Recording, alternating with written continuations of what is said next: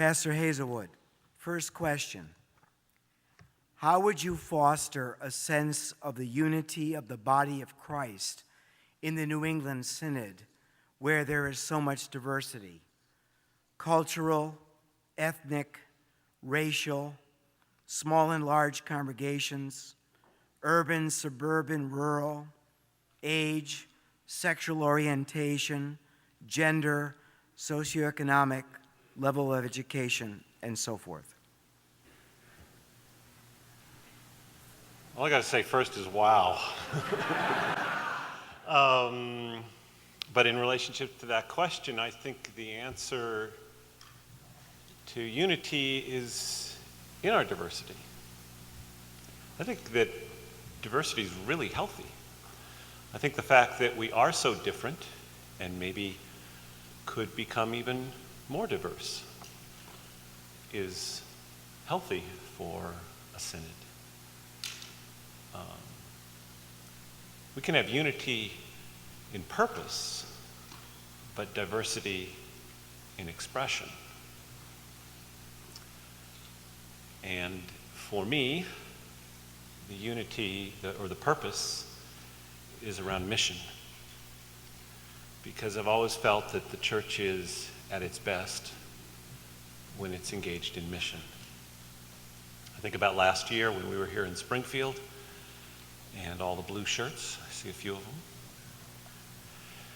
And we built unity through that experience because we had people from Maine.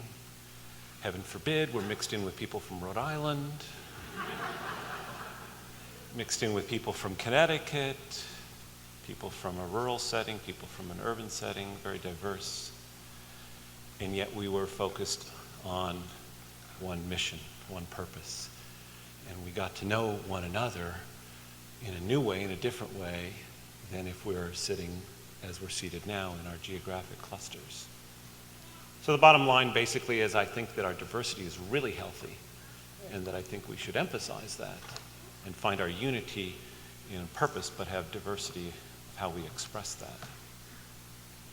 Number two, in a time when denominational labels mean less to seekers, why do you think that New England needs a Lutheran witness to the gospel of Jesus? The question is interesting in and of itself because it marks, I think, a shift. I don't remember exactly, but I believe there was a similar question 12 years ago. But I don't think it had the piece about denominational labels meaning less to seekers. So that suggests that the question is a missiological question. It's a question about how we approach mission.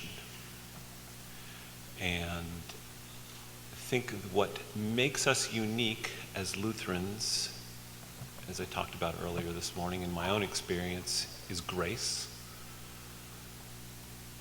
But most seekers or people who are outside of the faith don't quite have the same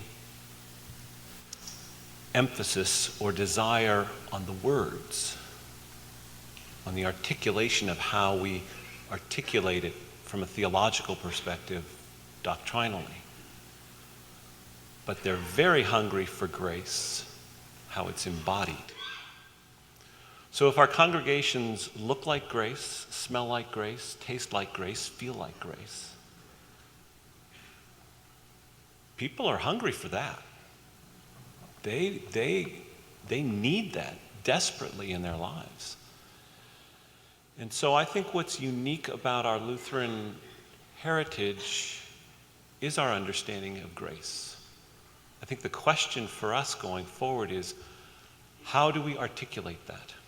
How do we embody that in a way that is true to what we believe, but also provides a bridge or a hand out so that people can experience that grace and connect with it? Describe your sense of call to this office, what excites you about the role of bishop, and what scares you. Well, that look you gave me is the first thing that comes to mind.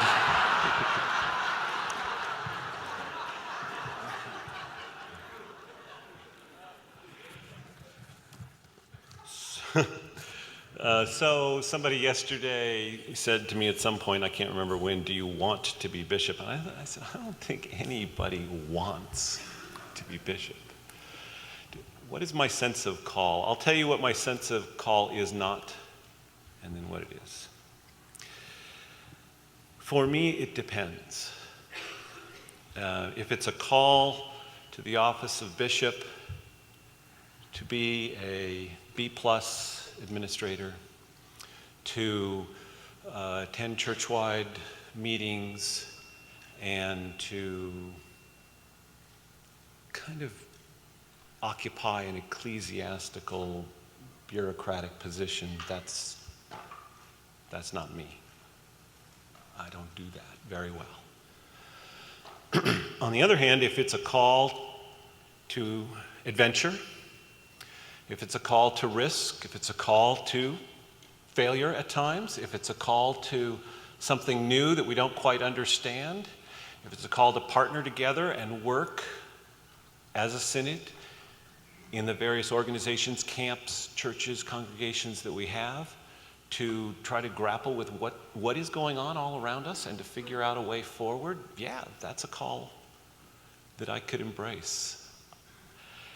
And I'll say, and I'll add here, I have a great gig right now at St. Andrew.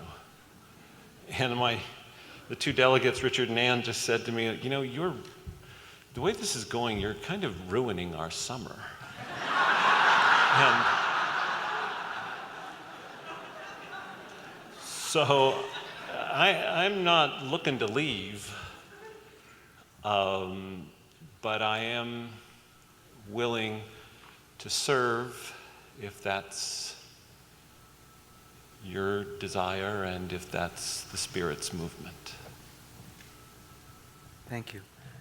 And now, Pastor Hazelwood, you have a concluding 5 minutes for any closing comments.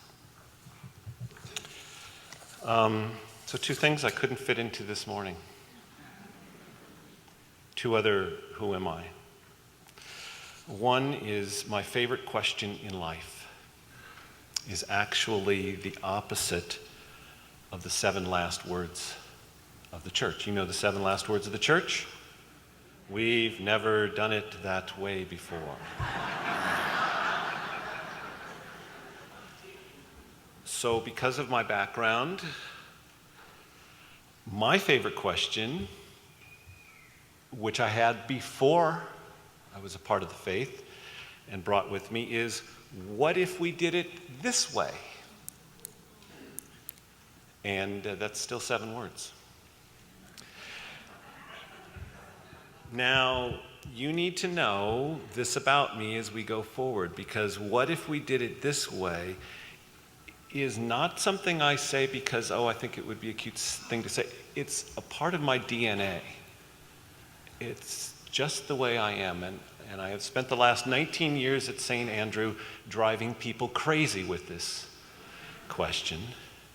And I could give lots of examples, but I won't take the time to do that. But I just want you to know that there's probably some of you that are hearing that, that's great.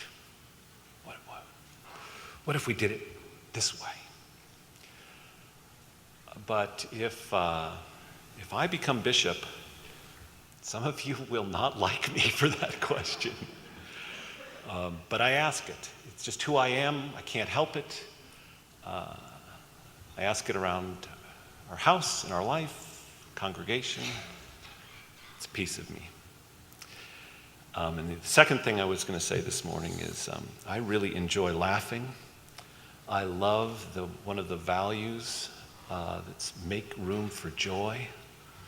I think that's just healthy. It's who I am. I enjoy laughing. I think the only person here that has a louder laugh than I is Matthew Martin, who I know exactly where he's sitting right now. And I said to Pastor Stendahl this morning, Lisa and I were talking, we loved, what a wonderful expression that he said last night. Did you catch that? Maybe, well, I wrote it down. Maybe humor is another word for grace. I want to make a poster. In fact, I want to make 100 posters. In fact, I'm thinking of cashing in my Thrivent life insurance policy and making a billboard. Maybe humor is another word for grace. And so those are two other pieces of who I am and what I bring to this potential office.